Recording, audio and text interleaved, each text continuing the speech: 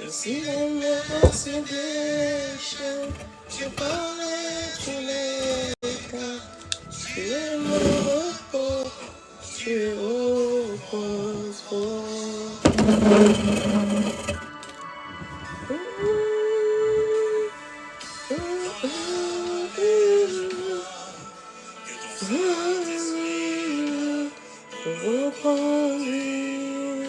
Merci Seigneur. Merci ton Père. Alléluia.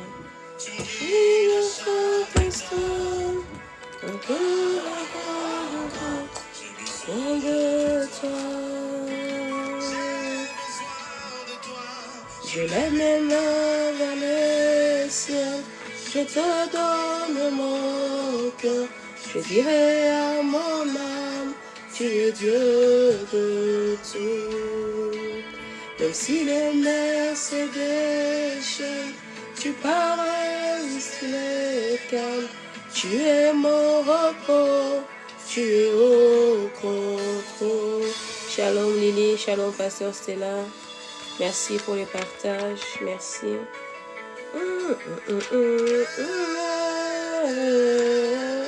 Merci tendre Père, merci Jésus. Toi seul est digne de confiance,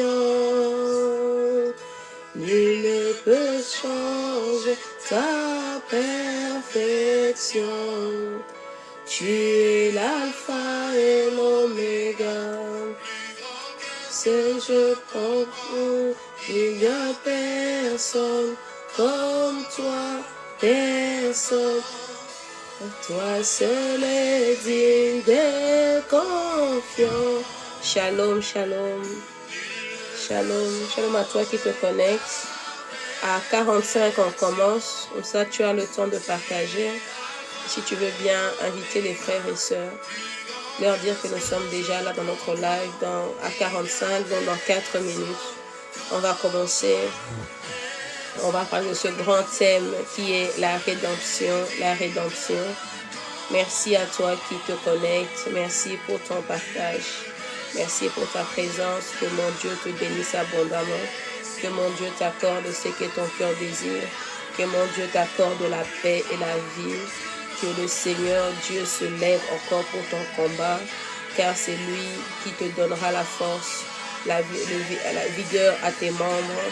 C'est lui qui va renouveler encore tes forces, qui renouvelle tes forces comme l'aigle, comme dit le Ésaïe 43, je pense, que le Seigneur renouvelle tes forces encore et que le Seigneur t'accorde réellement ce que ton cœur désire. Je dis merci à toi qui es connecté. Merci pour ta présence, merci. Merci pour ton partage.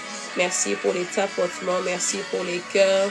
Que mon Dieu vous bénisse abondamment, abondamment, abondamment, abondamment. Alléluia. Tu es Dieu de tout. Merci. Shalom maman. Shalom. Tu parais, tu les calmes. Tu es mon repos. Tu es au contrôle. Tu es mon repos, tu es au contrôle. Merci, mon Père. Yandarabasant, Yenderebosant, Yekabasantariabasant. Dieu est notre repos. Il est notre repos. Shalom Sophie. Merci à toi qui t'apporte. Merci pour les tapotements. Que mon Dieu vous bénisse. Merci à toi. Dans 2 minutes, on commence. Merci. Pendant ce temps, est-ce qu'on peut commencer à célébrer le nom de l'Éternel? Pendant ce temps, on peut commencer à dire merci à Dieu. Pendant ce temps, on peut commencer à dire merci à Dieu. On dit merci à Dieu. On dit merci à Dieu. Comme la Bible dit dans Ésaïe 55, là c'est mon verset préféré. Ésaïe 55, le verset 1er. La Bible dit, vous tous qui avez soif, venez vers l'eau. Même celui qui n'a pas d'argent, venez acheter et manger. Venez acheter du vin et du lait sans argent, sans rien payer. Sans rien payer. Pourquoi dépensez-vous de l'argent pour ce qui ne nourrit pas? Pourquoi travaillez-vous pour ce qui ne rassasie pas? Écoutez-moi vraiment et vous mangerez ce qui est bon. Vous savourerez le plat succulent. Tendez l'oreille et venez à moi. Écoutez donc et vous vivrez. Oh, j'aime bien. Il dit, venez acheter sans argent. À tous ceux qui a soif, à toute personne qui a soif, toute personne qui désire manger de la nourriture spirituelle ce soir, viens acheter sans argent. On ne te demande pas de payer pour te connecter. On ne te demande pas, ce n'est pas le live privé où il faut payer l'abonnement. Mais là, c'est gratuit. Viens juste, connecte-toi et viens écouter la parole de Dieu. On ne te demande rien, à part de tapoter, à part de partager. On ne te demande rien. Mais nous voulons que le Seigneur ce soir se souvienne de tout le monde. Tu ne peux pas rater ce grand thème qui est la rédemption. La rédemption est tellement vague. La rédemption est tellement... beaucoup de personnes ne connaissent pas c'est quoi exactement la rédemption. Tu entends parler toujours la rédemption du Christ, la rédemption du Christ. Et j'aimerais que pendant ce mois de octobre, le 10e mois, et que nous puissions connaître avant de pouvoir descendre 11e et 12e mois pour arriver à la fin de l'année. J'aimerais que... Excusez-moi si je tousse un peu parce que je suis un peu malade. J'aimerais vraiment que chacune de nous puisse prendre conscience de la chance qu'il a encore de pouvoir être là. Parce que très bientôt, je ne pourrai plus faire des lives, malheureusement. Je ne pourrai pas à cause de mes obligations. Alors profitez, peut-être c'est le dernier programme que je ferai avec vous. Alors profite, quand tu es là, profite. Peut-être le mois prochain, il n'y aura pas de programme avec Maman Blessing. Et les mois d'après aussi. Alors moi je dirais, prends ce programme comme si c'était le dernier programme de Blessing Ilela Ministry. Prends ce 1 mois de prière comme si c'était le dernier mois de prière que Maman Blessing fera avec vous. Prends ce mois de prière, pas à la légère. Oui, Maman Blessing fera encore d'autres le mois prochain. Et après, non. Après cela, moi, j'aurai plus de temps de prière avec vous. Ça, c'est le dernier programme de l'année que je fais en ligne. C'est le dernier programme. Alors ne rate pas l'occasion du 6 octobre au 6 novembre. Ne rate pas cette occasion de te connecter. Ne rate pas cette occasion de pouvoir écouter la parole de Dieu. Ne rate pas cette occasion, c'est pour toi. Shalom, Patrice. Ne rate pas cette occasion. Et j'aimerais bénir le nom de l'Éternel encore pour ce direct. Je dis merci à Dieu. Nous disons merci à Dieu. Merci Saint-Esprit de Dieu. Merci encore pour les mots que tu entends dans ma bouche. Que pas Blessing parle, mais que Blessing se taise et que toi tu te manifestes et que toi seul parle en moi. Parle pour moi aussi. Renouvelle encore notre force. Donne-nous le pain quotidien. Donne-nous encore cette bonne nourriture parce que nous voulons le partager avec toi. Merci encore pour ta présence au milieu de nous. Merci encore pour ta puissance au milieu de nous. Merci encore parce que tu vas faire des grandes choses pendant ce 1 mois de programme, pendant ce mois de jeûne et prière éternelle. Nous nous consacrons à toi, éternel. Nous venons pour recevoir ce qui est bon, éternel, parce qu'on se mit de côté pour pouvoir te louer, pour pouvoir, Seigneur, rentrer en profondeur, pour pouvoir encore te chercher, Seigneur. Mais la Bible me dit, nul ne vient à toi rendre main vide et nul ne t'a cherché, Seigneur, ne t'a pas trouvé. Pendant ce mois de prière, laisse-nous encore l'occasion de pouvoir te chercher et enfin de te trouver, enfin que notre jour joie soit parfaite. Seigneur, je laisse chaque personne éternelle qui est connectée, qui va se connecter demain et après-demain, jusqu'au 6 novembre entre tes mains, que toi tu le guides, que toi tu lui parles. Là où moi j'ai pas bien expliqué, que toi tu expliques mieux que moi. Là où moi je n'ai pas bien dit, ou bien le verbe n'était pas bien employé, et que toi le Saint-Esprit, toi qui es la connaissance parfaite, que tu puisses expliquer, afin que nous puissions recevoir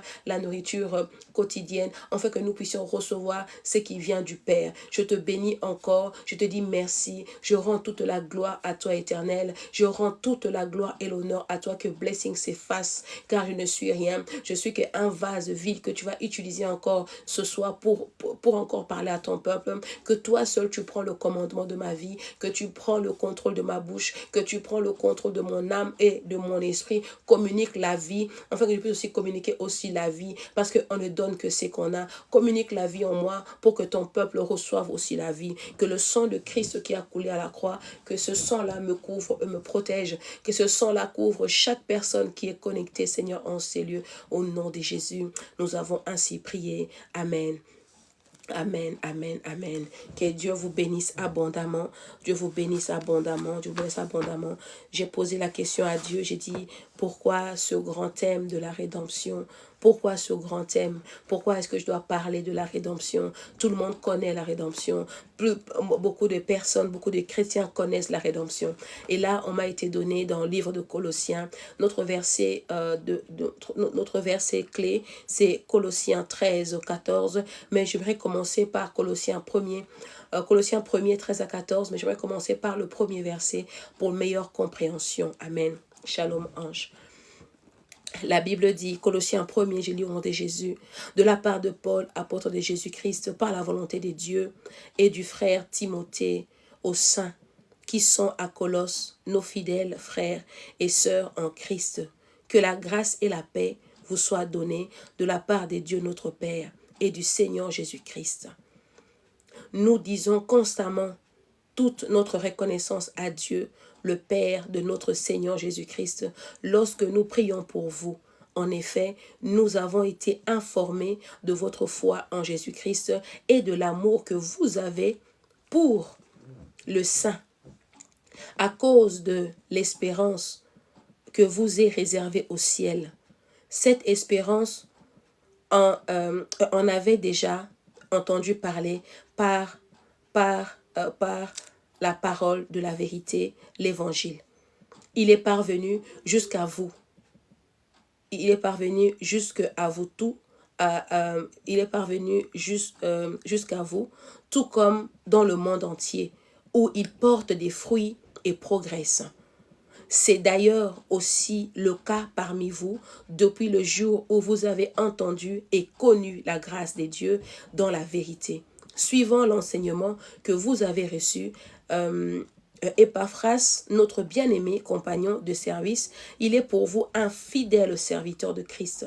Et il nous a appris de quel amour, esprit vous anime.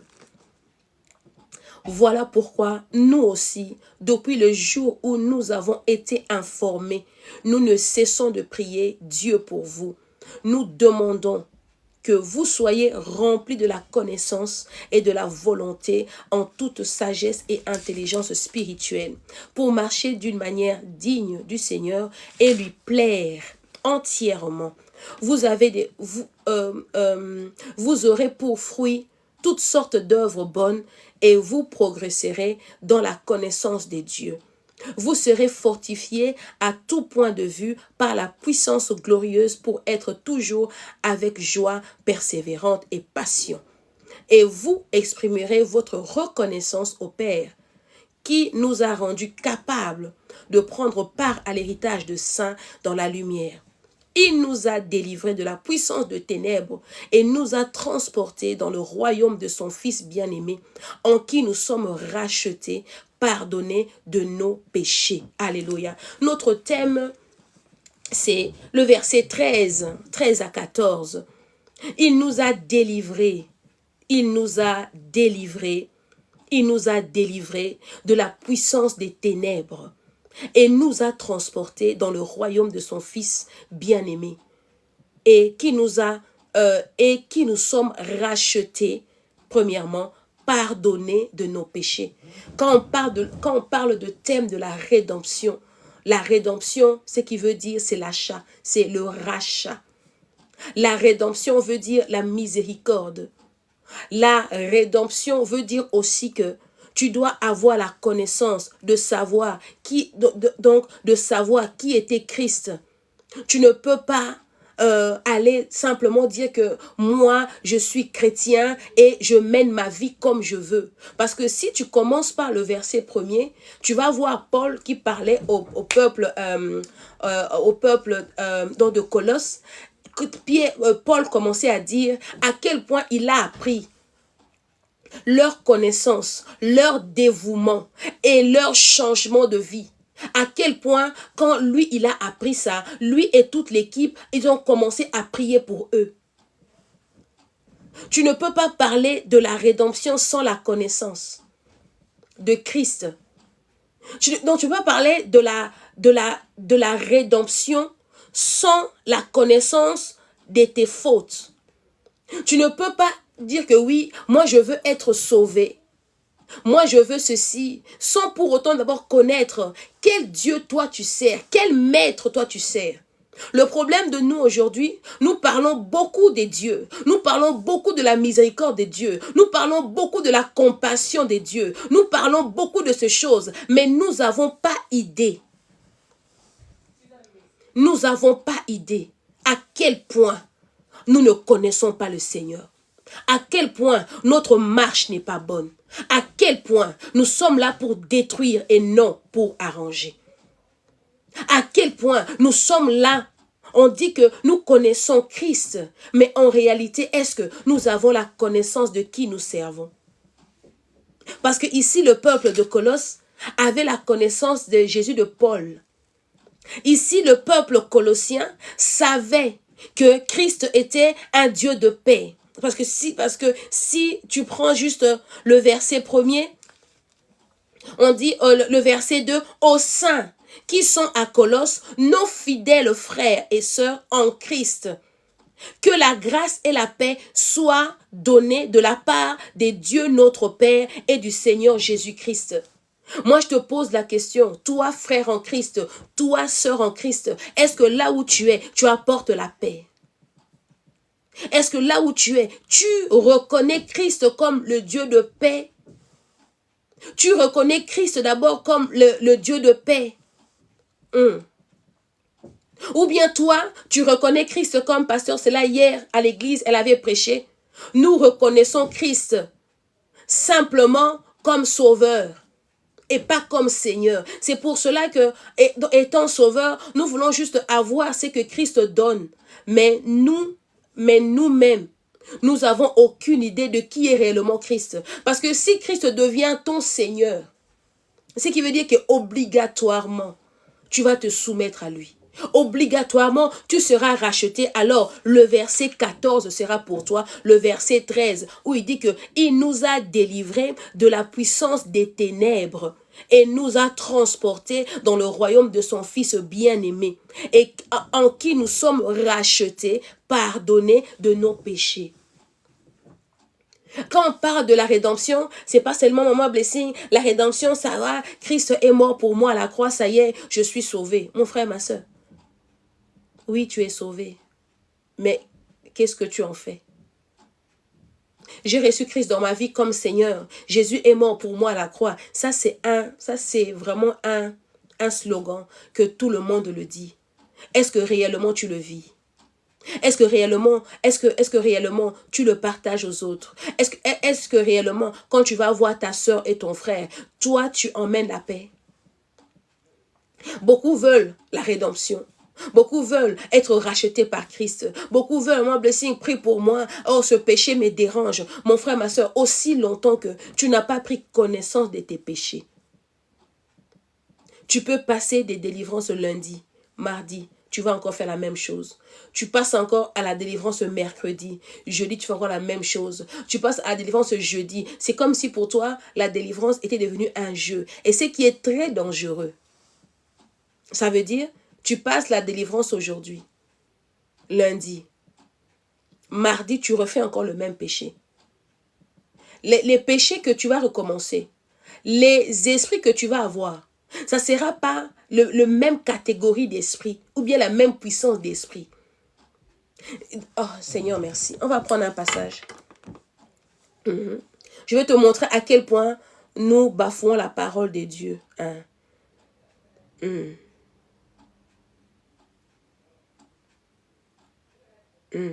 Comment nous prenons les choses de Dieu à la légère. Et c'est pour cela nous ne sommes pas sauvés réellement. Et c'est pour cela que nous tombons à chaque fois. Nous sommes dans les mêmes choses,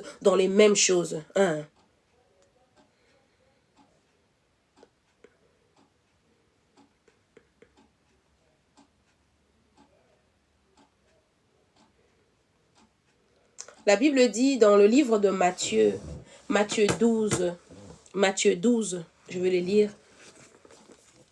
Matthieu 12. C'est pour cela, après, on fait de Jésus, Jésus n'est pas bon. On fait de Jésus, oui, lui sauve, mais comment, à chaque fois qu'il sauve, nous on tombe, à chaque fois, donc mon problème devient pire. Ce qui se passe aujourd'hui, nous chrétiens, nos problèmes deviennent pires. Ce n'est pas parce que l'Église n'est pas assez puissante, c'est parce que nous-mêmes, nous ouvrons des brèches. Ce mois-ci, ça serait beaucoup d'enseignement et la prière. Matthieu 12. Matthieu 12, on va lire de 43 à 45. Matthieu 12. Si tu continues, on va commencer par le verset 30-38. Matthieu 12, 38 jusque 45. Mais vraiment, notre clé, le verset de clé, c'est 43-45. Je commence par 38. La Bible dit, « Alors quelques-uns des spécialistes de la loi et des pharisiens prirent la parole et dirent, « Maître, nous voudrions voir un signe miraculeux de ta part. » Il leur répondit, « Une génération mauvaise et adultère réclame un signe miraculeux.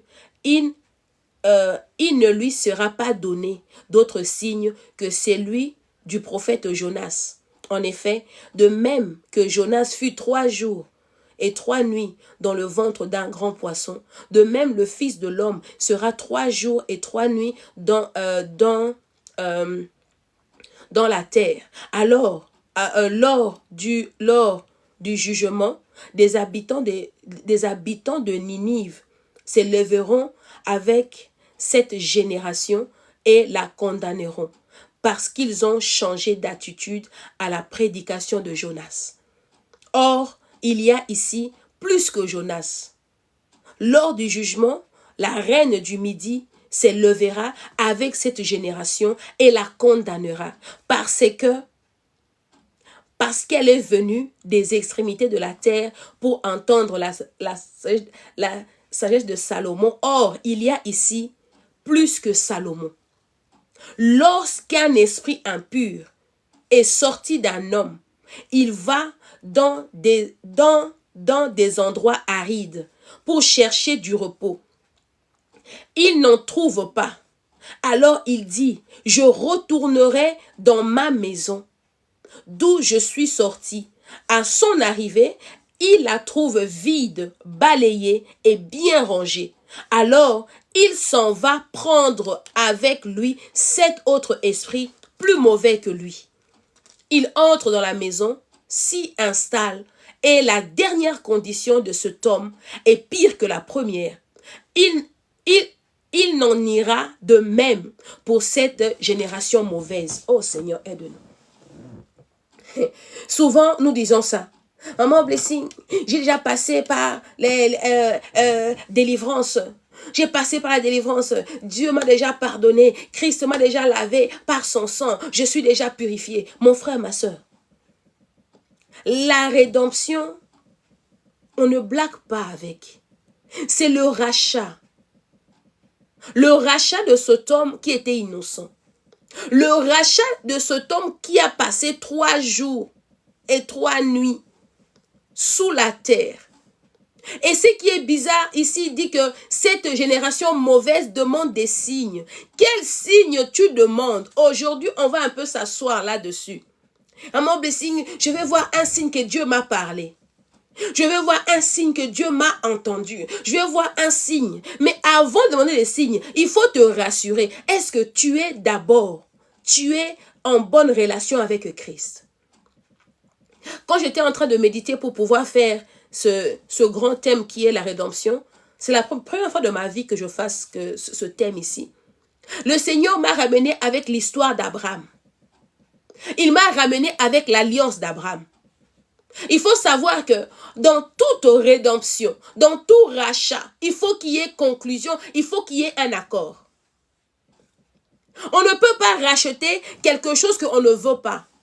On ne peut pas racheter quelque chose dont on n'a pas discuté le prix. On ne peut pas encore. Parce que quand on dit le rachat, donc ce qui veut dire que la chose là compte doublement pour toi. Parce qu'on dit premièrement acheter. Acheter, c'est une fois. Racheter, c'est 2 fois. Ce qui veut dire que Christ était sûr de nous, malgré qu'on était mauvais. Il était sûr de ce qu'il faisait. Parce que le premier rachat était avec Adam, ça n'a pas marché. Après, il y a eu plusieurs. Dieu a envoyé plusieurs prophètes pour pouvoir travailler l'homme, pour pouvoir préparer le chemin. Mais quand Christ est venu, c'est que j'aime bien. Jean-Baptiste a dit, je ne suis pas en mesure de fermer même le lacet de ses chaussures. Parce que Jean-Baptiste voyait la grandeur de Messie. Jean-Baptiste, il a reconnu premièrement que non, lui, il est le Fils de Dieu. Malgré que lui faisait des miracles, malgré que lui baptisait des personnes, malgré que lui, il avait la foule, mais il avait reconnu en lui qu'il y avait un homme plus grand que lui. Il avait reconnu Christ, pas seulement étant seulement l'enfant de Marie, étant l'enfant de, c'était donc sa tante, la cousine à sa mère, mais il a reconnu Christ étant le Messie. Pourquoi? Parce que le signe que lui, il avait vu pendant le baptême, tout le monde avait entendu, mais lui, il avait la révélation. Quand on parle de rachat, on parle de deuxième achat. On dit rachat. Quand on parle de rédemption, on parle de changement. Quand on parle de rédemption, ce qui veut dire que Christ nous a achetés sans pour autant nous demander quoi que ce soit. Il ne t'a pas racheté parce que tu es belle. Il ne t'a pas racheté parce que tu es fort. Mais il t'a racheté parce que lui, il a une mission avec toi. Tu vas me dire que moi, Blessing, Jésus-Christ, il a racheté le monde, oui. Mais ce n'est pas tout le monde qui travaille pour lui. Ce n'est pas tout le monde. Ceux qui bénéficieraient encore plus, c'est des personnes qui se sont données à Christ. On peut tous aller à l'église, mais chacun de nous est différent. Chacun de nous a son appel différent. Chacun de nous a le niveau. Donc, ça veut dire que, mais ce qui est important est que nous tous, nous demeurons sous la couverture du Saint-Esprit. Ici, on dit, avec l'histoire de Matthieu 12, il a dit, ce qui est bizarre, l'histoire est collée. Tu vas me dire, mais qu'est-ce que ça a à voir? Là où lui parle des signes miraculeux de Salomon, de Jonas. Ce qui veut dire que nous sommes ainsi. On se comporte pire que Jonas. Pourtant, il y a des Salomon. Donc, ce qui veut dire qu'il y a des hommes sages que le Seigneur a placés au devant de vous. Mais vous ne voulez pas écouter. Ce qui veut dire que vous êtes une génération mauvaise. Les signes que vous voulez voir, quel signe que toi tu veux voir, que Dieu a mis plein de signes devant toi. Il met le signe dans ta vie tous les jours. Mais toi, tu ne vois. Mais en fait, tu es tellement borné. Tu veux tellement avoir le signe particulier que toi, tu veux ce signe-là. Comme ce n'est pas comme toi, tu veux. Pour toi, je n'ai pas encore reçu des signes. Le premier signe, pour savoir d'abord, si c'est Dieu, c'est la paix que tu vas avoir. C'est pour cela, dans chaque lettre de Paul, quand Paul écrivait donc, aux églises, bien au début et à la fin, toujours mes salutations, que la paix du Seigneur soit avec vous. Si quelqu'un t'apporte la paix du Christ, c'est le premier signe qu'il est envoyé par Dieu. Si tu vois une amie, un ami, quand il vient chez toi, c'est toujours les Congos ça. C'est toujours pour détruire les autres. Il faut savoir une chose que ce n'est pas, donc la personne là ne vient pas pour construire. La personne là n'est pas envoyée par Dieu. Parce que c'est lui qui est envoyé par Dieu. Quand tu commences le premier, il faut lire dans tous les épîtres, là où Paul a écrit, il commence par mes salutations. Et que la paix de Christ soit avec vous. Et à la fin, de la même manière qu'il a commencé, de la même manière il finit. Donc, ce qui veut dire que celui qui est envoyé par Dieu doit commencer aussi par la prière et terminer par la prière. Doit commencer par les choses de Dieu, terminer par les choses de Dieu. Maintenant, nous les chrétiens, c'est que nous voulons. Moi, je connais Christ, mais quand tu es avec l'autre, ou bien tu rencontres l'autre sœur, l'autre ami, au lieu d'abord de commencer par d'abord bon, bonjour, ça va, directement Congo ça. Et puis après, en tout cas, la sœur, elle m'a révélé des choses. Mais qu'est-ce que t'as? Est-ce que les choses que la sœur t'a révélées, c'est pour faire avancer le royaume? Parce que ici, on a demandé à Christ les mêmes choses. Donne-nous des signes. Donc, les choses que, ici on dit les pharisiens, eux connaissaient la loi plus que tout le monde. C'est que eux ont demandé à Christ. C'était des signes miraculeux. Pourquoi? Parce que eux aimaient la magie. Eux sont habitués à ça, de voir les spectacles. Est-ce que les choses là, c'était pour l'avancement de l'œuvre de Dieu? Il a dit, le signe que vous allez avoir, c'est moi. Quand je vais mourir, je vais aller sous terre et je serai ressuscité. Et il dit, les signes que vous allez avoir, c'est les signes de Jonas. Il dit, quand ce peuple sera traité, imagine, on dit ici, si tu lis ce que j'aime bien, si tu lis le livre de Jonas, quand ils sont en train de décrire le peuple de Ninive, on dit que c'était un peuple méchant. C'était un peuple mauvais. Et on dit, de telle est cette génération. Mais cette génération veut la rédemption, cette génération veut les miracles, cette génération veut que moi, dont tout le monde doit voir que moi j'ai Christ, cette génération veut les témoignages. Cette génération veut absolument témoigner. Mais tu vas témoigner comment? Si toi tu es pire que le peuple de Ninive. Comment tu vas témoigner si toi tu es pire? Là où la reine de Saba a quitté l'Égypte pour venir écouter Salomon, la sagesse, toi tu veux pas? Toi tu veux pas? Sagesse là, c'est pas ton partage. Toi, ton partage, c'est Congo, ça. Toi, ton partage, c'est les plaintes. Toi, ton partage, c'est Seigneur, moi, j'en ai marre. Seigneur, moi, ceci, moi, cela. Ça, c'est ton partage. Alors, le signe que Dieu va te donner, c'est seulement ça. Et après, on revient à l'histoire de Matthieu 12, le verset 43. Il dit, lorsqu'un esprit impur est sorti d'un homme, donc ça veut dire que quand on fait la délivrance à un homme, ou quand on fait la délivrance, l'esprit part, il va dans les lieux arides. Ce qui veut dire que là où il y avait l'esprit, il y a un vide. Pourquoi? Parce que on va prier pour la personne, on va invoquer le sang de Christ, on va nettoyer l'endroit qui était sale. On va nettoyer. Le problème, ce n'est pas les pasteurs qui font la délivrance. Le problème, c'est toi qui as reçu la délivrance. Qu'est-ce que tu en fais? Parce que là, quand on fait ta délivrance, on t'a accordé le rachat. Dieu a dit, non, ma fille a trop souffert. Je veux la délivrer. Le Seigneur remplit les serviteurs et servantes de sa puissance. Nous prions pour toi et tu es délivré. Mais toi, tu dis que non. Moi, je suis délivré maintenant. C'est-à-dire que moi, maintenant, je peux encore tomber encore dans la boue.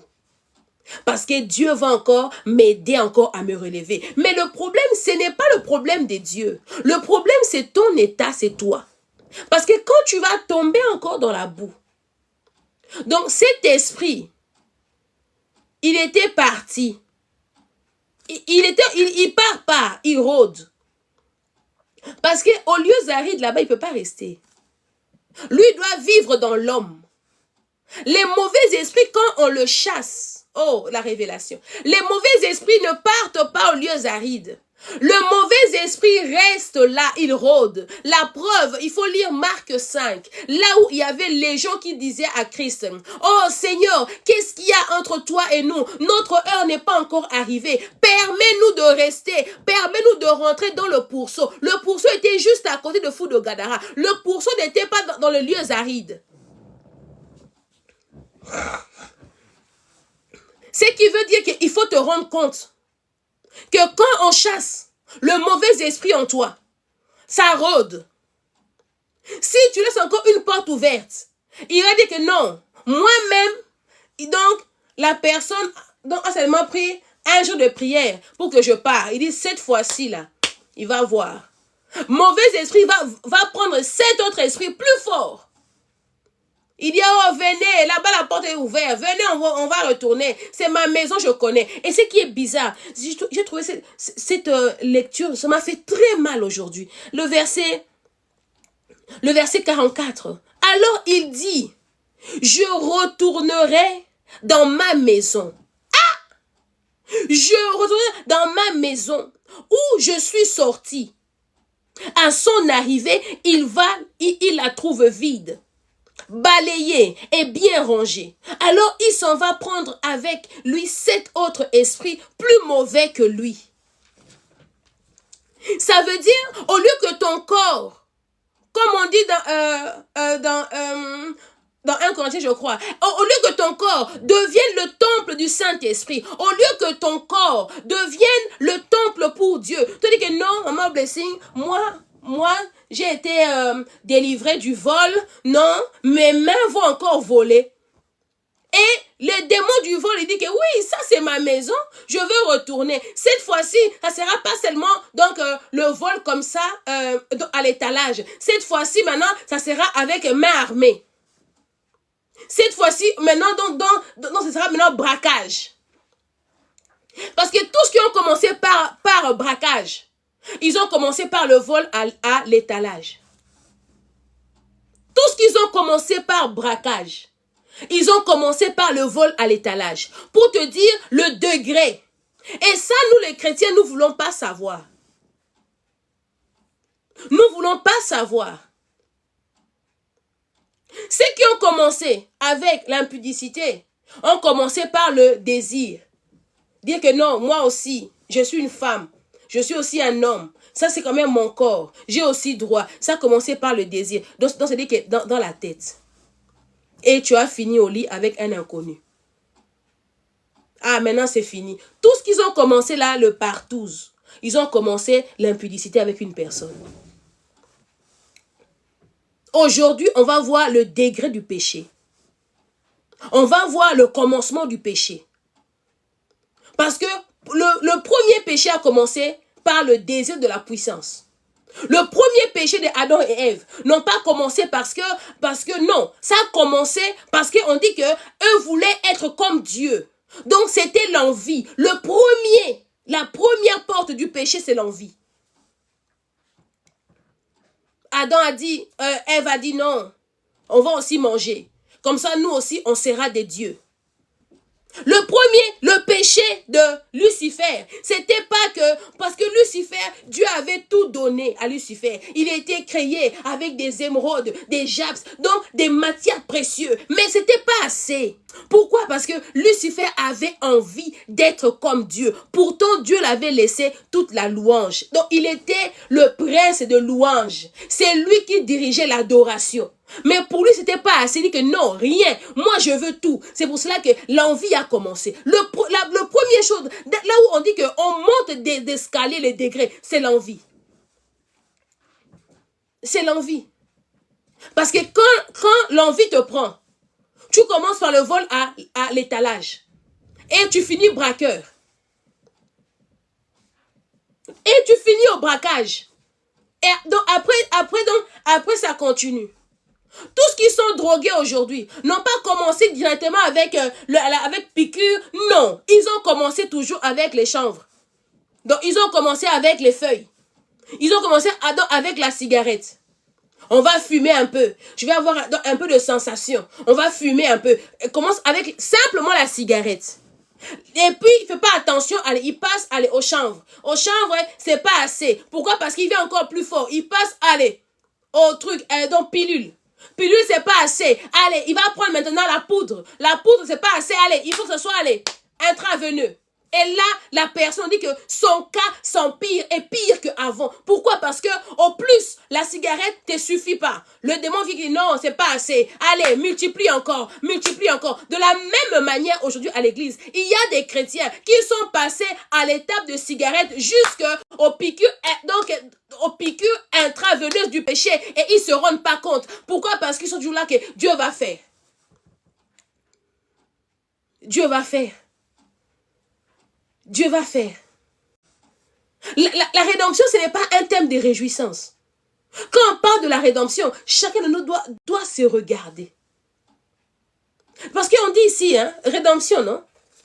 Donc, 1 Colossiens 1, le verset 13 à 14, on dit, il nous a délivrés de la puissance des ténèbres et nous a transportés dans le royaume. Donc, il nous a délivrés.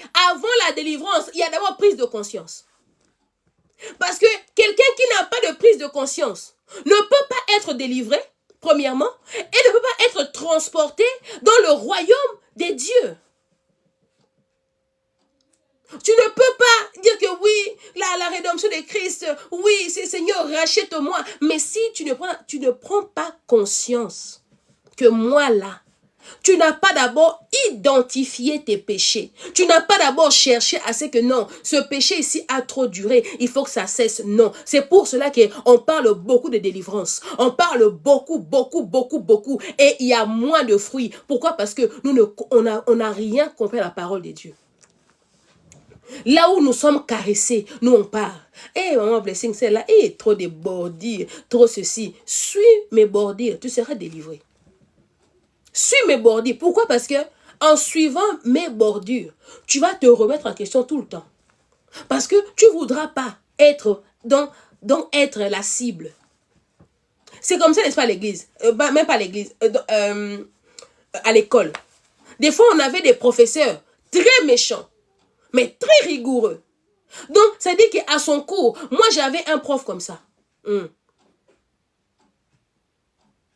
Moi, j'avais donc un prof comme ça. Ce prof-là, c'était le prof de français. Ce prof-là, ça veut dire que dans son cours, la matière passée, lui, il ne vient pas rappeler. Tu arrives en cours, donc c'était en deuxième secondaire. Donc, on arrive en cours comme ça, il dit toujours, feuille d'interrogation. Tu prends ta feuille. Allez, il écrit. Il va écrire tout ce que vous avez vu la semaine passée. Il met, tac, tac. On commençait son cours, on avait toujours 10 minutes et pas plus. Hein. Il écrit question 1, question 2, question 3. Vous avez 10 minutes.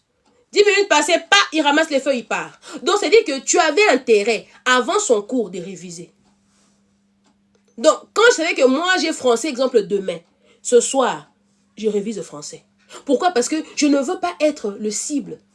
Je ne veux pas être sa cible. Pourquoi? Parce que je vais revoir mes cours. Et quand je revois les cours, quand c'est fini comme ça, demain, même si j'ai 8, pour moi c'est bon. Mais au moins tu dois revoir. Et c'est ainsi, ça m'a beaucoup aidé en français. Ça veut dire que la même chose avec Dieu. Dieu ne va pas toujours te remontrer la chose que tu as fait avant. Te remontrer pourquoi, regarde, ce qui n'a pas marché. Ça, c'est une perte de temps. Tu sais pourquoi? Parce que toi-même déjà, tu le sais. Tu connais les conséquences de tes actes. Tu connais ce qui a fait que tu puisses rester dans l'état où tu es. Tu connais tes péchés. La femme a la perte de sang, elle savait. Elle a dit que, on dit que elle a passé 12 ans. 12 ans, elle cherchait la délivrance. 12 ans, elle partait de guérisseur après guérisseur. 12 années. Et le jour où elle a entendu parler de Jésus, elle a dit que non, là, elle a pris conscience. Elle a dit que non, moi là, je vais seulement aller. Je vais seulement toucher. Elle a touché. Elle a obtenu la rédemption. Personne ne l'a envoyé. Personne ne l'a poussé. Personne ne l'a déposé. Elle-même. Aujourd'hui aussi. On doit être comme la reine de Saba qui a quitté l'Égypte pour aller écouter Salomon à Jérusalem. On doit être des chrétiens qui cherchent la connaissance. On doit être des chrétiens qui cherchent qu'est-ce que Dieu ne veut pas. Comment grandir. Parce que ce qu'on a lu là, dans 1 Colossiens là, Paul était content de voir ce peuple grandir. Ce peuple prier. Ce peuple être un peuple saint. Donc ce peuple marcher comme Dieu voulait qu'il marche. C'est pour cela le livre de 1 Colossiens est très fort. Est très fort. Parce que c'est là aussi on dit, donc il a dépouillé l'acte donc parce que c'est un livre où il y a la connaissance qui est dessus. Parce que ces peuples marchaient avec la connaissance. Ces peuples connaissaient qui étaient les dieux de Paul. Ils connaissaient qu'est-ce que ces dieux faisaient pour eux. Toi, tu vas à l'église. Est-ce que d'abord, tu connais toi-même d'abord Jésus? Quand tu as fait la rencontre avec Jésus, qui était avec toi? Personne. Tu connais. La rédemption commence par la délivrance. Et la délivrance, on ne peut pas passer à la délivrance si on ne veut pas. Parce que si toi tu veux faire passer quelqu'un à la délivrance et que la personne ne veut pas, ça ne va pas marcher. On va prendre l'exemple. Merci Saint-Esprit de Dieu. La délivrance, il faut que la personne désire.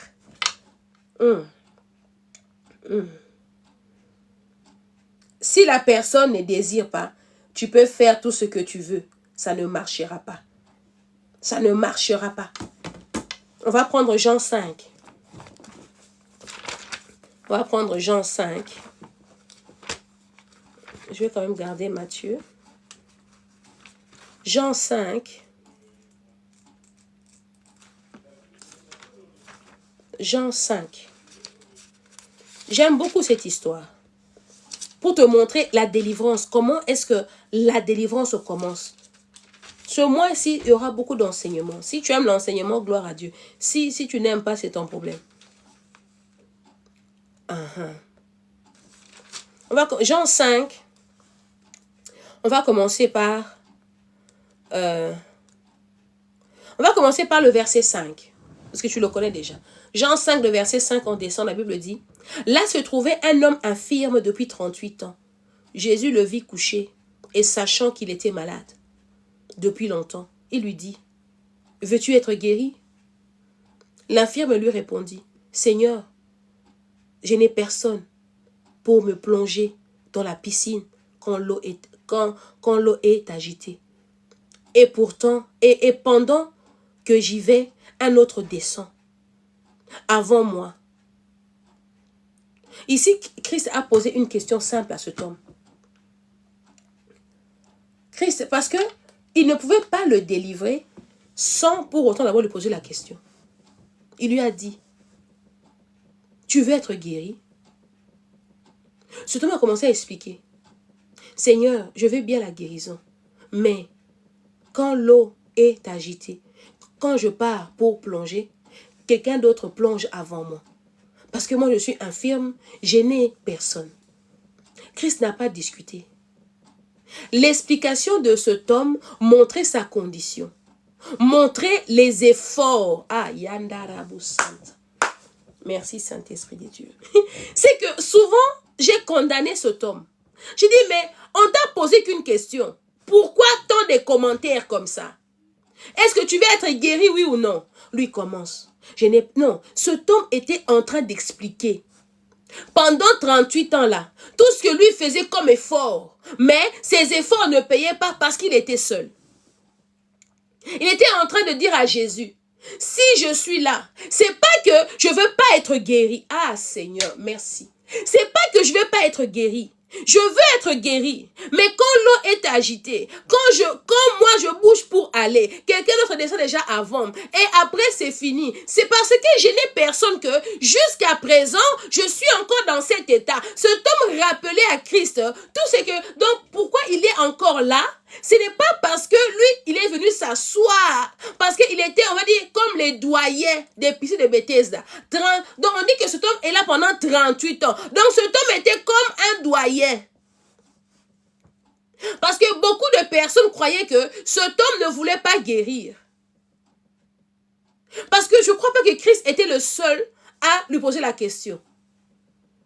Il dit, hé, toi, toujours là, hé, ma sœur, toujours ton problème là de stérilité, hé, bientôt 20 ans de mariage, hé, ma sœur, toi aussi toujours pas d'enfant. Cet homme était en train d'expliquer sa douleur, était en train d'expliquer ses efforts. Souvent, on l'a condamné, oui. On dit que oui, c'est seulement une question, va. Mais cet homme croyait que la question qu'on lui a posée, souvent on lui pose cette question. Cet homme d'abord trouve, il dit que pour que moi je puisse être guéri, il me faut une personne. Parce que moi-même je n'arrive pas. Moi-même je fais des efforts. Mais mes efforts ne payent pas. C'est pour cela que depuis 30 ans je suis encore là. Parce que de moi-même c'est impossible. Mais heureusement pour lui, il n'était pas devant un homme ordinaire. Il était devant la solution. Il était devant la solution. Souvent, les hommes lui ont posé la question. Mais ces hommes ne l'ont pas aidé. Souvent, ces hommes lui ont dit, mais toi toujours là, pourquoi? Parce que les hommes voyaient son problème. Mais quand lui-même a commencé à expliquer, il voulait la guérison. Il voulait être guéri. Il ne voulait plus rester là. Mais cet homme a fait 38 ans. Donc, son problème est devenu doyen. Il est resté là 38 ans. La délivrance et la prise de conscience. Cet homme cherchait de l'aide. Il n'avait personne, on ne sait pas pourquoi. S'il n'était pas bien avec les gens, on ne sait pas. Si cet homme était seul, on ne sait pas. Si cet homme était dans tout seul, on ne sait pas. Mais tout ce qu'on sait est que cet homme avait besoin d'un soutien. Cet homme avait besoin d'une personne pour l'aider. Pourquoi? Parce que lui-même, il veillait quand l'ange descendait. Donc, lui, seulement quelqu'un qui seulement l'aider à le transporter et à les jeter. Il voulait même pas dire que oui, aide-moi à marcher. Juste une personne pour le prendre. Donc, juste ce mouvement-là, le prendre et jeter. C'est tout ce que cet homme en avait besoin. Mais pendant 38 ans, personne ne l'a fait. Pour ton problème, combien de temps tu cherches des prophètes? Tu cherches des mbikoudi. À mon blessing, moi j'ai des maris de nuit. Seigneur, il y en a beaucoup ici. Si tu as ce problème de mari de nuit, si tu as le courage de l'écrire, ce soir, c'est ton jour. Tu as lutté avec ça longtemps. Je vais pas ça dans l'esprit. Si tu as honte des hommes, Dieu aura honte de toi. Quand on a posé la question à cet homme n'a pas hésité. A commencé à dire à Jésus. Pourquoi? Parce que cet homme voulait vivre 1 Colossiens 13. Là où il nous a délivrés de la puissance des ténèbres et nous a transportés dans le royaume de son Fils bien-aimé, en qui nous sommes rachetés, pardonnés de nos péchés. Cet homme a vécu la rédemption. Cet homme a vécu la grâce de Dieu. Pourquoi? Parce qu'il était là. Il était prêt à saisir l'occasion. Il n'a pas laissé l'occasion passer. Il dit que non, je ne vais pas laisser cette fois-ci. Seigneur, moi, j'ai personne. Et quand Christ, c'est ce que j'aime bien, dans le 8, Christ n'a pas dit que j'ai quelqu'un pour toi. Mais Christ a dit, lève-toi. Lui dit Jésus, prends ton brancard et marche. On dit, aussitôt, cet homme fut guéri. Il prit son brancard et il se mit à marcher. C'était un jour de sabbat. Le juif dit donc à celui qui avait été guéri, c'est le sabbat. Il n'était pas permis de porter ton brancard. Il leur répondit, c'est lui qui m'a guéri m'a dit, prends ton brancard et marche. Ils lui demandèrent, qui est cet homme qui t'a dit, prends ton brancard et marche. Mais celui qui avait été guéri ne savait pas qui c'était, car Jésus avait disparu. On t'a déjà délivré des choses. Ma sœur, tu es délivrée. Lève-toi, commence l'œuvre de Dieu. Lève-toi. Maintenant, commence l'œuvre de Dieu. Tu es toujours là. Maman Blessing, je suis pas encore prête. Maman Blessing, est-ce que je suis vraiment délivrée? Maman Blessing, est-ce que on va arriver jusqu'à ce que les démons vont aller prendre encore cet autre esprit qui va rentrer en toi. Ton cas sera encore pire qu'avant.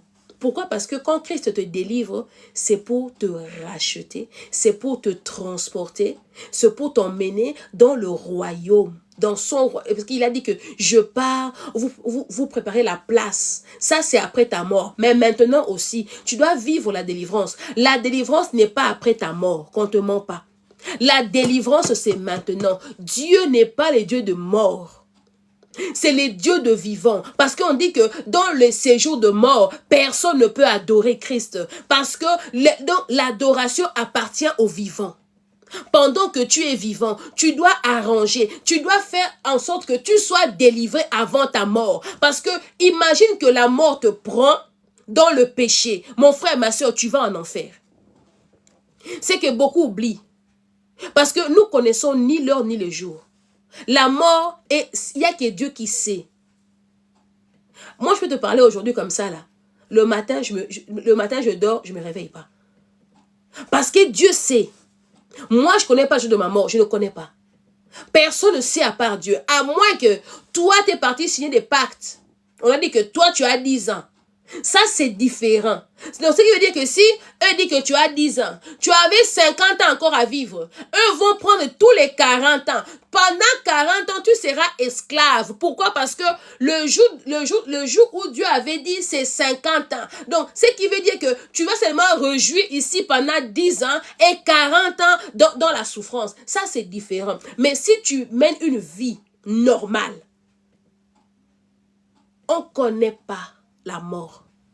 Oui, Dieu fait grâce à ses serviteurs de connaître leur enlèvement, de connaître la mort, comme Dieu a fait avec Enoch, Dieu a fait avec Élie, Dieu a fait beaucoup de choses, même avec Moïse. Dieu peut montrer à son serviteur le jour où il partira. Il peut s'il veut. Mais ça c'est une grâce. Ça c'est une grâce. Ça, c'est une grâce. À toi qui attends. La délivrance, ce n'est pas pour les morts. Parce que, une fois que tu es mort, il n'y a plus rien. La délivrance est pour les vivants. Parce que le Seigneur va te transporter. Le Seigneur, il veut te tirer de ténèbres. Une fois que tu es mort dans le ténèbre, qui peut encore te défendre? Shalom, pasteur Brunel. Qui peut encore te défendre? C'est pour cela, l'ennemi va te mentir. Il va dire que ma soeur, oh, tu as encore le temps. Mon frère, tu as encore le temps. Le calendrier de Dieu n'est pas notre calendrier. Les pensées de Dieu n'est pas notre pensée. Parce que pendant que toi, tu penses que moi, je vais encore pécher pendant 10 ans. Alors, une fois seulement, donc, je serai vieille. Là, maintenant, je vais suivre Christ. Mais mon frère, ma soeur, qui t'a dit que tu vas arriver à la vieillesse? Le péché que tu commets, ça va te pousser à mourir avant que tu puisses connaître Christ. Il nous a rachetés. Il nous a délivrés de la puissance des ténèbres. Quelle puissance des ténèbres qui t'accable? Quels sont ces péchés qui t'accablent? Quelles sont ces choses que tu as du mal à laisser? Quelles sont ces choses pour avoir la rédemption? Il faut d'abord être conscient que moi là, dans ce péché, je n'arrive pas. À mon blessing, j'ai du mal à arrêter. J'ai du mal. Prends conscience d'abord. Et quand on va prier, une fois que ça part, garde ta délivrance. Nous, on avait une sœur. Je connais une sœur. on a fait en elle beaucoup de délivrance. On a passé beaucoup de temps avec elle dans la délivrance. Et à chaque fois qu'on faisait, tu vas voir, 1 mois, ça va. 2 mois après, c'est pire. À chaque fois qu'on faisait, 1 mois, ça va. Après, c'est pire. Après, c'est pire. Après, c'est pire. On a demandé conseil. On nous a dit, mais c'est normal. Il faut que son mari connaisse son problème. Parce que quand elle va avec son mari, ils vont se mettre, ils vont donc s'accoupler. Les démons, là, font des transferts. Il faut que son mari connaisse son problème. Mais le problème de ça est que nous, on ne peut pas aller voir le mari pour lui raconter ça. Il faut qu'elle-même, la sœur, raconte ça à son mari. Si elle a raconté, on ne sait pas. Si elle n'a pas raconté, on ne sait pas. Tout ce que nous savons est que sa délivrance est chaos. Sa délivrance est maintenant, c'est chaos. Pourquoi? Parce que elle n'a pas pris conscience des choses. Je ne veux pas que tu arrives au mois de novembre ou début décembre. Tu commences à faire des prières agressives. Tu commences à faire des jeûnes agressifs. Seigneur, le 31 ne passera pas. Moi, je dois voir ta main. Mais mon frère, ma soeur, tu ne prends pas conscience de tes ténèbres, des problèmes qui t'accablent. Tu ne cherches pas à être délivré, mais toi, tu veux seulement vivre la rédemption. La rédemption, ce n'est pas un thème qui doit te faire plaisir. C'est un thème qui doit te rappeler à l'ordre. C'est un thème qui va te faire réfléchir. Jean 5, cet homme a dit à Jésus, j'ai personne. Je veux être guéri. C'est pas que je vais rester malade. Je vais être guéri, mais j'arrive pas. Parce que j'ai personne. Je connais beaucoup de personnes qui ont envie de Dieu, qui veulent, qui cherchent des serviteurs et servantes. Mais toi, Dieu a mis au devant de toi des serviteurs et servantes. Qu'est-ce que tu en fais?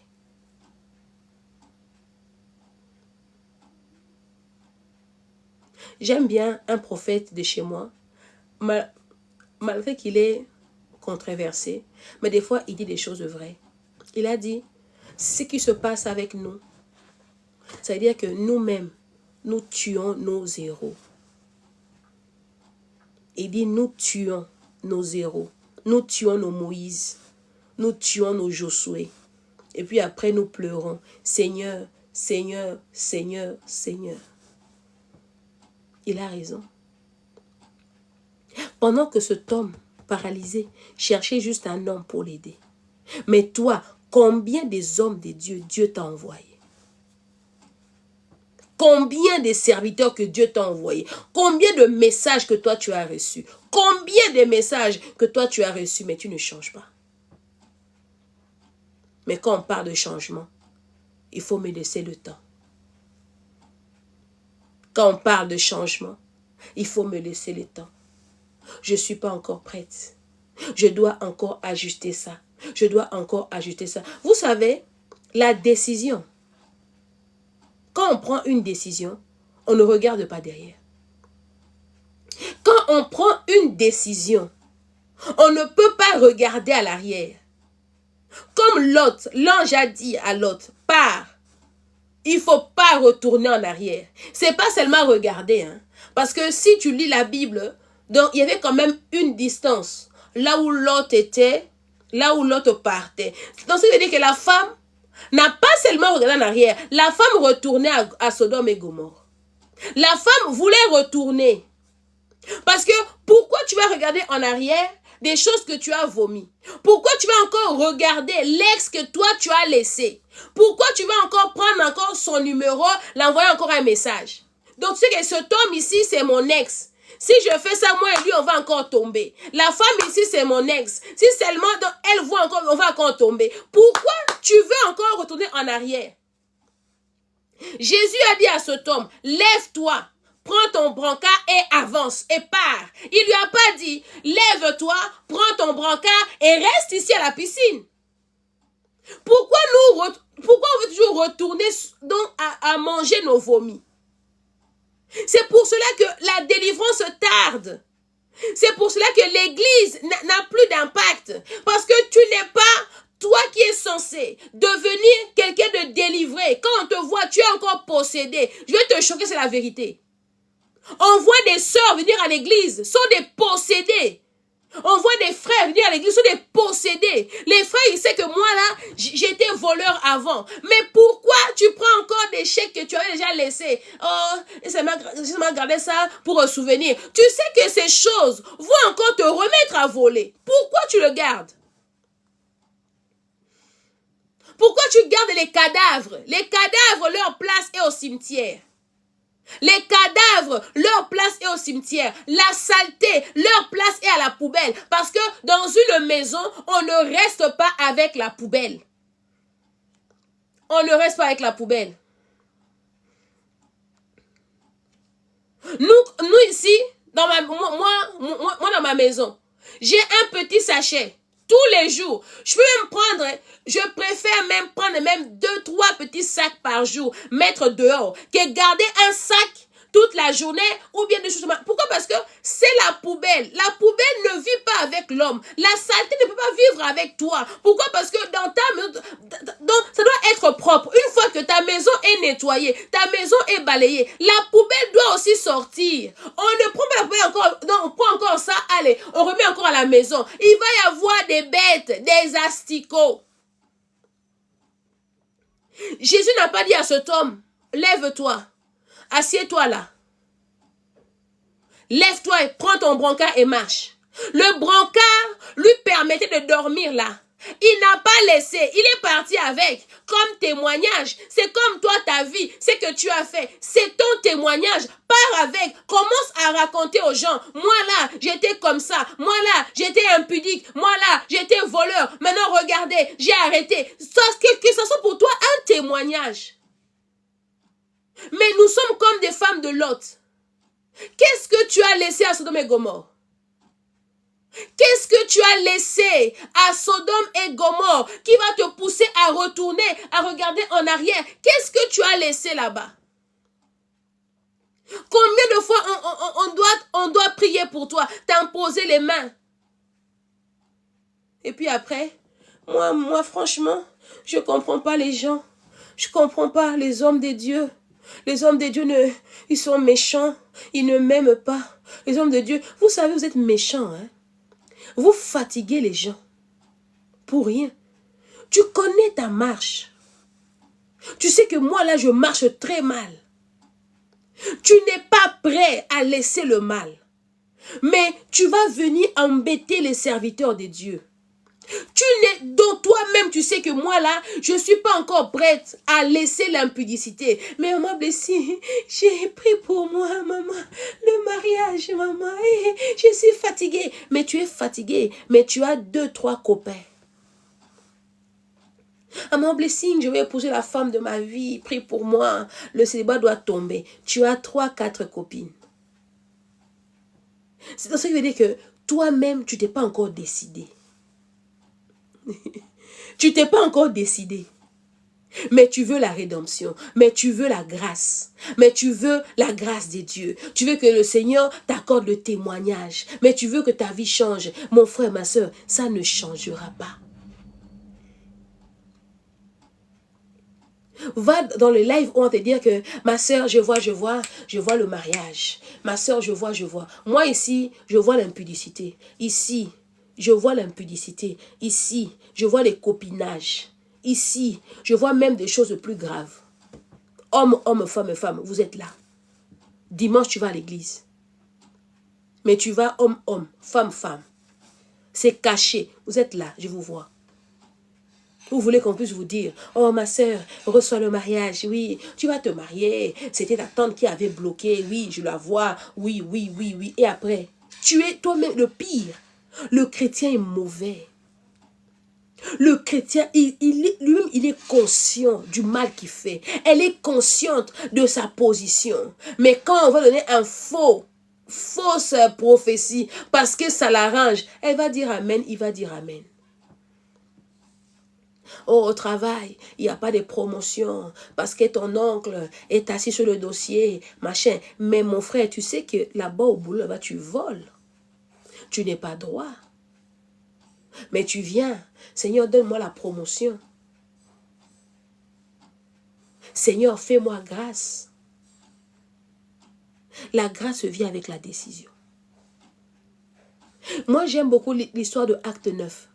J'aime beaucoup l'histoire de Paul. Paul, quand il a été frappé par la lumière, il a entendu la voix de Jésus. L'ange lui a dit, Paul était aveugle. On lui a conduit 3 jours dans une maison. Et quand Ananias a prié pour lui, on dit que Paul est retourné. Là où il devait tuer, il a commencé à proclamer l'évangile. Là où il avait la mission comme mandat de tuer, il a commencé à proclamer. Mais c'est très rare de voir aujourd'hui un chrétien être guéri de vol, commencer à prêcher ses amis voleurs. Au contraire, il fouille. Là-bas, je fouille. Je ne peux pas aller là-bas. Ils vont me juger. Mais toi, tu connais leur vie. Donc, meilleure personne à donner, à montrer Christ, donc, mais c'est toi. Parce que donc la vie qu'ils ont là, toi aussi, tu étais avec eux de nombre. Mais toi, tu fuis. Tu vas laisser les personnes que nous, là, on ne connaît pas. On va aller, donc, tu vas nous laisser un grand travail à faire. Un grand travail à faire. Ah non, ma blessing, ces gens-là, on ne dit pas d'aller leur fréquenter, mais d'aller évangéliser. Apporter la bonne nouvelle. Parce que quand tu es délivré, j'avais dit ça dans Marc 5, le fou de Gadara, quand il a été délivré, c'était pour aller gagner sa famille. C'était pour aller gagner d'abord les siens. Pourquoi? Parce que Dieu ne peut pas te délivrer sans pour d'abord gagner des gens qui te connaissaient. Maintenant, je te pose la question. Depuis que toi, tu as reçu Christ, qui de ta famille, de tes amis, de tes enfants, a reçu Christ dans sa vie comme Seigneur et Sauveur? Qui que toi, tu as gagné en Christ? Tu as gagné qui en Christ? Tu me dirais qu'à moi, blessing, on dit, nul n'est prophète chez soi. Oui, nous tous. On connaît ça. Oui, nous tous. On connaît. Nous tous, on sait. Alors, je te pose la question. Depuis que toi, tu as été délivré, depuis que tu vis la vie donc la vie chrétienne, depuis que tu es né de nouveau, tu es baptisé d'eau, baptisé de l'Esprit de Dieu, depuis que tu es dans l'œuvre de Dieu même, de qui de tes proches as-tu gagné? Maintenant, si je pose la question, de qui de tes proches a arrêté de prier à cause de toi? Le nombre est beaucoup, hein?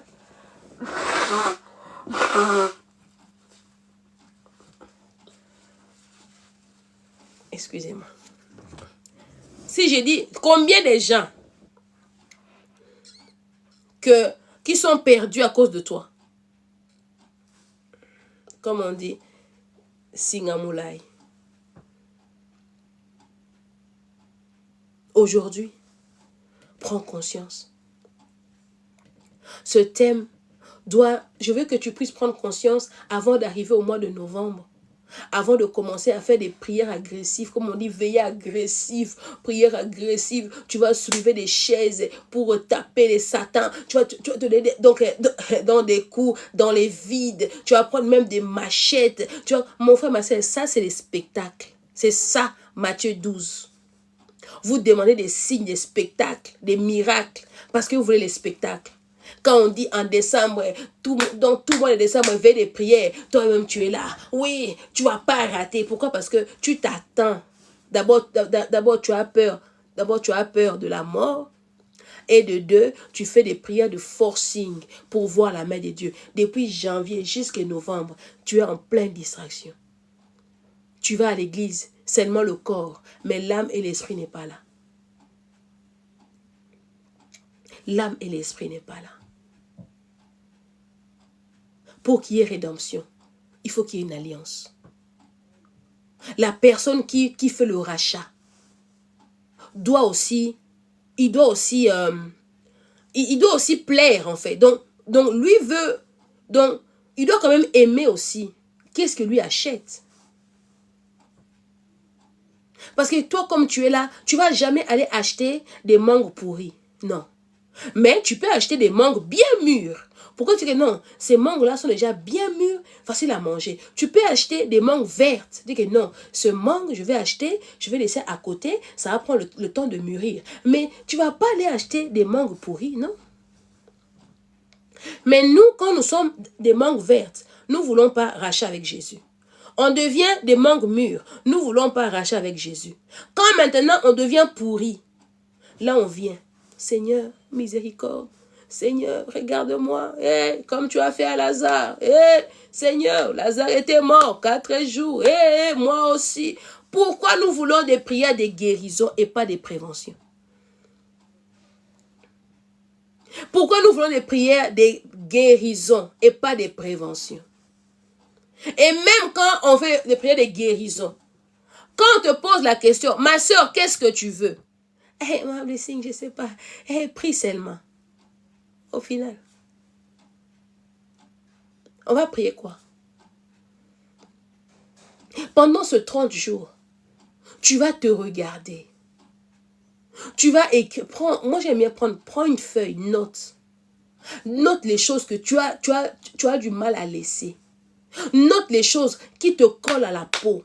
Comme Paul le dit, je veux faire le bien, mais j'arrive pas à faire le bien. Le mal que je ne veux pas faire, c'est ce qui est collé à moi et ce que je fais. Qu'est-ce qui te colle à la peau comme péché, comme défaut? Qu'est-ce que toi-même, on a déjà parlé de ça, que tu as essayé de changer, que tu essaies, tu n'arrives pas. Quelles sont ces choses qui te collent à la peau? La rédemption, c'est la délivrance. La délivrance, c'est la prise de conscience. Savoir que moi, le médecin m'a dit pas du sel. Donc, ça veut dire que tu vas tu vas préparer pas beaucoup du sel. Mais toi, on dit, madame, fais attention au sel. Mais toi, tu es celui qui mange les poissons salés lavés seulement comme ça. Toi, le sel, s'il n'y a pas sel, donc toi, tu n'es pas à l'aise. Et puis après, quand je sais pas quoi, l'hypertension, bien, je ne sais pas. Après, quand tu tombes, c'est les sorciers. On t'avait prévenu. Là, maintenant, je te préviens. N'arrive pas en décembre. Seigneur, pourquoi c'est ce que tu m'as pas montré? Seigneur, il fallait me dire, j'allais changer. Seigneur. Parce que le problème, c'est quoi? Le problème, il y a beaucoup d'appelés. Mais il y a peu d'élus. On est tous appelés à œuvrer pour le Seigneur. On est tous appelés. Et au plus, toi, tu viens vers Dieu. Dieu va commencer à pouvoir, donc, quand Dieu t'appelle, et quand tu viens à l'appel, Dieu t'équipe.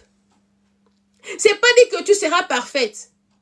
Mais l'équipement de Dieu va faire que les mauvaises choses en toi donc, vont commencer à tomber un par un. Parce que Dieu va remplir en toi l'amour.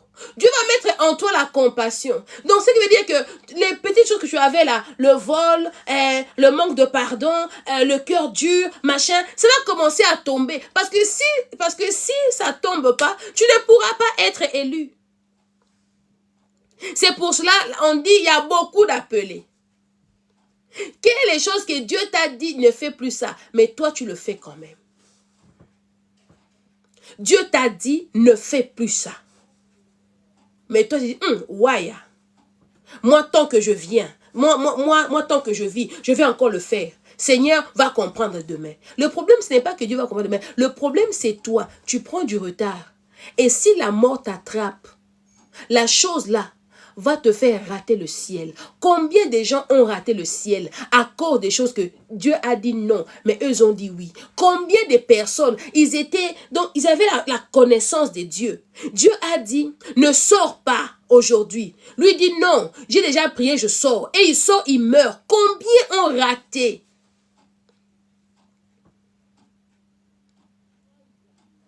Il faut que tu sois quelque chose. Il faut que à la fin de cette année, que tu sois une vase d'honneur. Que tu quittes la position de vase vil, vase inutile. Que tu deviens vase d'honneur, comme cet homme ici dans Jean 5. Au départ, quand Christ l'a rencontré, c'était un homme vase-vide, donc un homme paralysé, un homme qui ne marche pas, un homme qui a personne, un homme qui était là, un homme qui est donc personne, il doit être sale, il doit être pauvre, mais il était là. Mais quand je lui ai dit, est-ce que tu veux être guéri? Il a dit, Seigneur, je veux bien, mais j'ai personne. Lève-toi. Parce qu'il a montré l'intérêt. Et toi, combien de fois Christ t'a posé la question? Combien de fois les serviteurs de Dieu t'ont posé la question? Ma sœur, est-ce que tu veux laisser cette vie? Qu'est-ce que toi tu dis? Ma blessée, je ne suis pas encore prête. Je ne vais pas encore laisser. Si maintenant, si maintenant je laisse, comment je vais faire pour vivre? Cet homme d'autrui, c'est lui, il me paye mon loyer, il me donne à manger. Maintenant lui aussi, j'ai dit non, comment est-ce que je vais vivre? Ma soeur, avant de rencontrer cet homme, tu vivais. Si Dieu dit laisse, c'est vrai, tu vas passer par le désert. Accepte le désert pour que le Seigneur lui-même te nourrit. Quand Dieu dit à Abraham, quitte ta patrie, quitte ton pays. Abraham n'était pas pauvre. Hein? Son père avait de biens. Hein? Mais Abraham a laissé et parti. Et Dieu a pris soin de lui. Tu ne peux pas avoir la délivrance si tu n'as pas pris la décision. Tu dois montrer à Christ, comme Jean 5, Seigneur, je veux guérir-moi. On va prier, je vais m'arrêter. J'aimerais qu'aujourd'hui, c'est le premier jour que toi-même, à ton âme et conscience, tu dis à Dieu, Seigneur, me voici devant ta présence.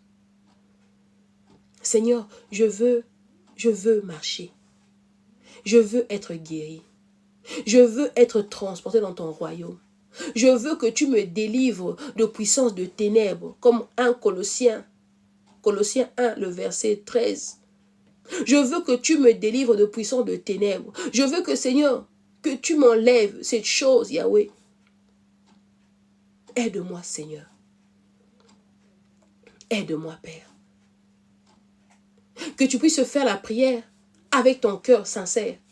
Que tu puisses être, que Christ, que le Saint-Esprit puisse voir en toi la sincérité.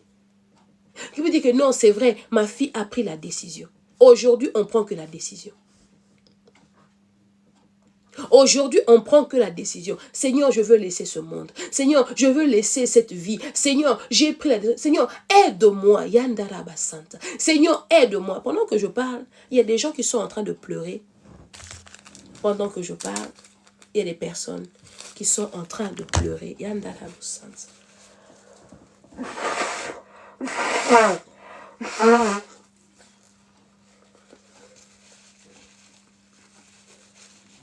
Pendant que je parle, il y a le Saint-Esprit qui est en train de rappeler aux personnes, Shalom Déborah, aux personnes des choses que eux trouvaient inutiles, mais que Dieu martelait dessus, que Dieu trouvait important. Aujourd'hui, c'est la prise de conscience. Il y en a qui me disent, maman Blessing, j'en ai tellement. J'ai tellement des interdits. J'ai tellement de choses que Dieu a dit que je laisse. Mais je veux commencer par où? Si c'est ton cas, je ne suis pas là pour te juger. Mais c'est lui qui a donné cette parole. Il est capable de te délivrer de toutes tes frayeurs. Il est capable de te délivrer de toute cette puissance. Vous savez, hein, la Bible ici dit dans 1 Corinthiens, là, on va le lire très bien. Tu vas prendre ta Bible avec moi. Colossiens 1, le verset 13, il dit, il nous a délivrés de la puissance des ténèbres. Il y a plusieurs ténèbres. Ici, ténèbres n'est pas mis au singulier, mais au pluriel. Donc, ce qui veut dire que beaucoup de choses là que toi tu dis est conduit par une seule puissance, mais ils ont plusieurs branches. Il suffit que tu prennes la décision, non Seigneur, Seigneur, aide-moi. Que ces ténèbres me quittent, délivre-moi. Délivre-moi parce que je veux vivre la grâce de Dieu. Je veux vivre le rachat. Seigneur, rachète-moi par ton sang. Seigneur, vous savez, il y a des personnes que Dieu a rachetées. Mais quand il regarde le gâchis, tu as été délivré, lavé, nettoyé, tu retournes encore dans la boue. Pourquoi faire? Pourquoi faire? Oui. Seigneur, aide-moi à laisser le mal. Nous sommes là, personne n'est parfait. On n'est pas là pour te juger. Mais nous sommes là, on se tient main dans la main.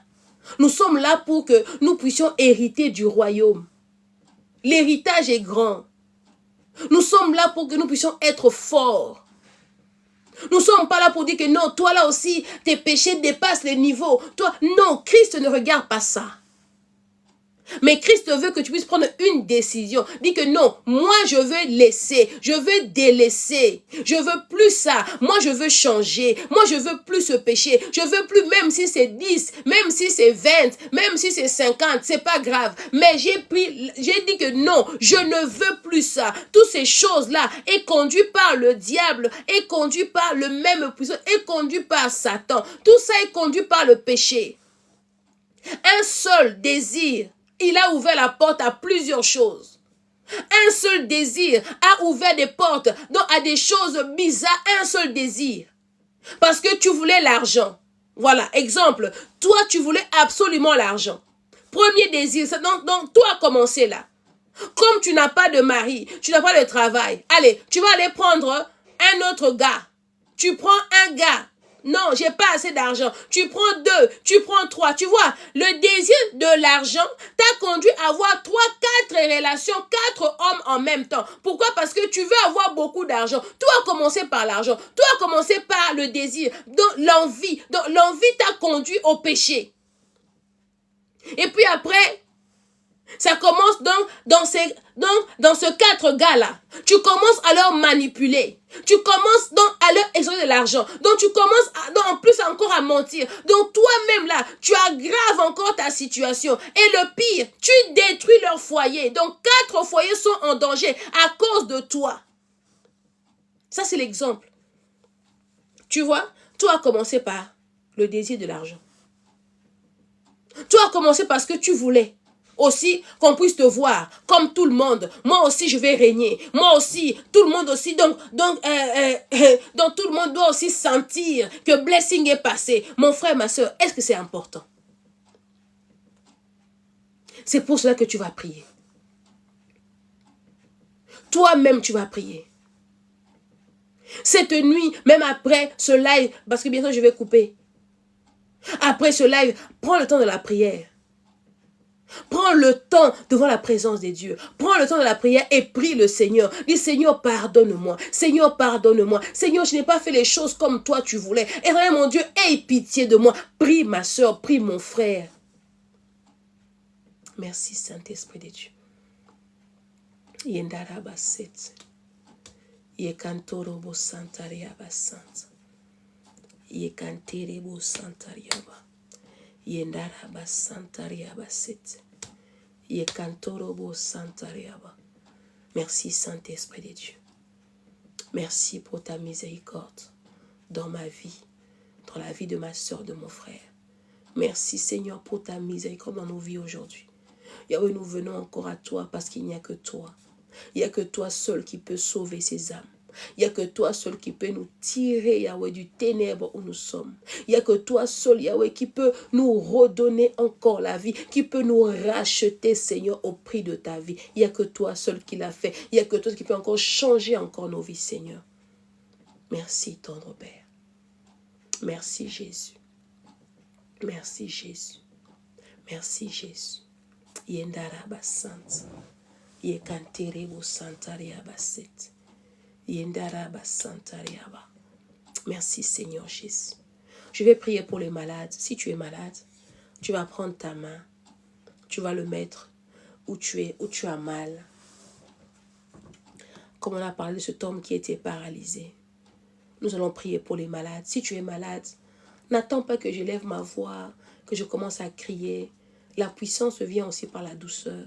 Le Saint-Esprit n'agit pas seulement comme toi tu veux, mais le Saint-Esprit agit comme lui veut.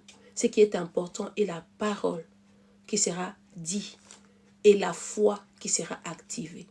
Si tu crois que ce soir tu peux être guéri, tu veux être guéri.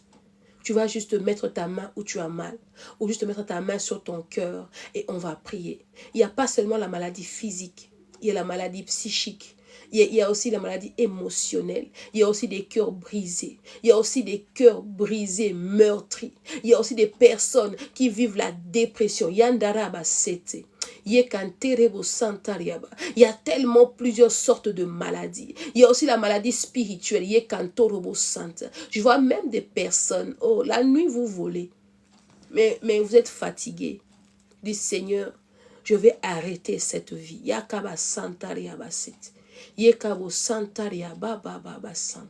Il suffit de le vouloir. Mets juste ta main sur ton cœur et on va commencer à prier.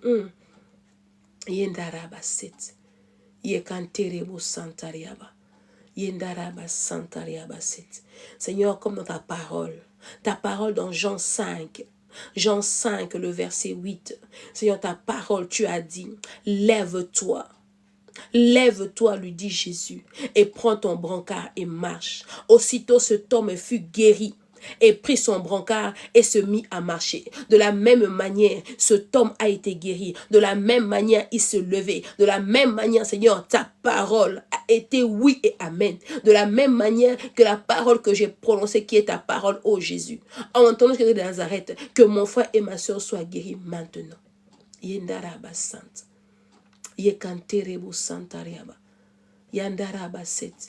Parce que ta parole déclare. Tu es derrière la parole de tes serviteurs pour l'accomplir. Seigneur, c'est que j'ai lu. Seigneur, c'est ta parole. Et Seigneur, je déclare cela en ton nom, Jésus de Nazareth. Je le déclare au nom de Jésus de Nazareth. Lève-toi et marche. Lève-toi et marche. Lève-toi et sois guéri. Si tu avais mal partout, lève-toi, commence à faire de mouvements. Si tu avais mal partout, lève-toi et commence à faire de mouvements. Là où tu avais mal, commence à prononcer que je suis guéri, je suis guéri, je suis guéri, je suis guéri. Oh, au nom de Jésus-Christ de Nazareth. Tu n'es pas guéri parce que Blessing l'a dit, mais tu es guéri parce que Christ t'a guéri.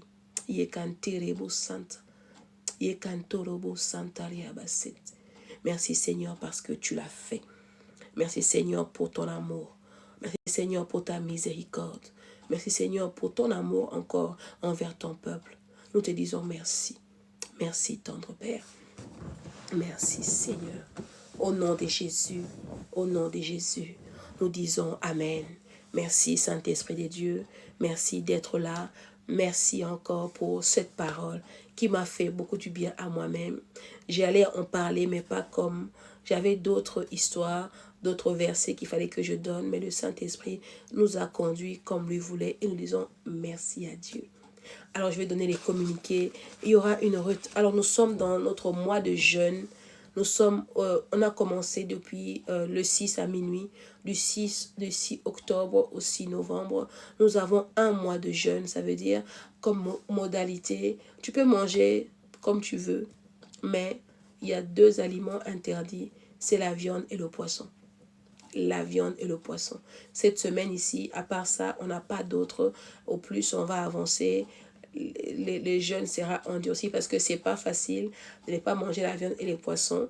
C'est pas du tout évident parce qu'on est tellement habitué avec la viande, avec le poisson, on est tellement habitué à manger avec confort, à manger avec réjouissance. Et aujourd'hui là, j'ai mangé le riz avec les haricots. En tout cas les amis, c'était bon, mais il manquait la viande, il manquait le poisson.